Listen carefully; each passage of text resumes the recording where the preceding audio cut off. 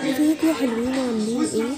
النهارده هنعمل مع بعض كشري. بس كشري اسمه الحله الواحده. يعني ايه كشري الحله الواحده؟ يعني مش هنستخدم مواعين كتير. يلا تعالوا بينا نشوف هنعمل ايه. اول حاجه هجيب حله واحطها على البوتاجاز، احط فيها معلقه من الزيت واحط فيها معلقتين شعريه، هقلبهم لحد ما يبقى لونهم ذهبي بالشكل ده. وبعد كده هحط فوقيهم كوبايه من العدس البني منقوعة لمدة 10 دقايق في مية. لازم العدس يكون منقوع.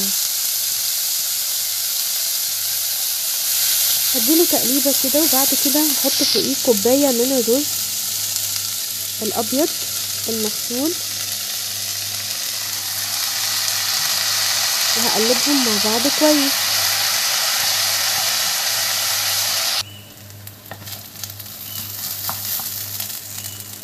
زي ما انتوا شايفين كده. بعد كده هبدأ احط فوقيه اي نوع مكرونة انا عايزاها، مكرونة سباكيتي او مكرونة اللي هي الخواتم. بعد كده هصب المية واعايرها بحيث ان المية تغطي الرز والمكرونة، وهملحها، احط ملح وفلفل اسود وكمون بس.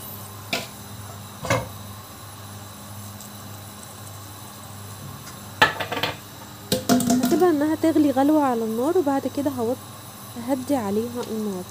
بعد كده هروح اعمل الصلصة بتاعتي، معلقة من الثوم، معلقة من السمنة، ومعلقة من الكزبرة الناعمة او الناشفة، واقلبهم على البوتاجاز. وبعد كده هصب فوقيهم عصير الطماطم، 5 طماطميات وانا ضربتهم في الخلاط.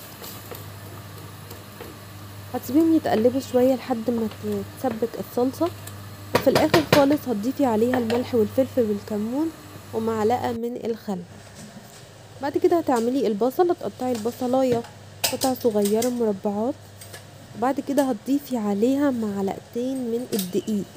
الخطوة دي مهمة جدا عشان تخلي البصل عندك مقرمش ولونه ذهبي جميل، ما يتحرقش منك ولا يبقى طري.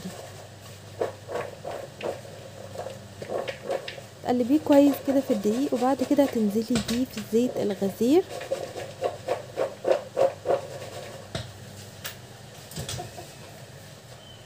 مش هياخد منك 10 دقايق على البوتاجاز، وهتشيليه على طبق فيه مناديل عشان يتصفى من الزيت.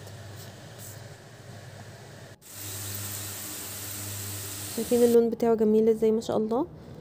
وبس كده يا حلوين، متنسوش تدوسوا سبسكرايب ولايك عشان يوصلكوا كل فيديو جديد. يلا باي باي.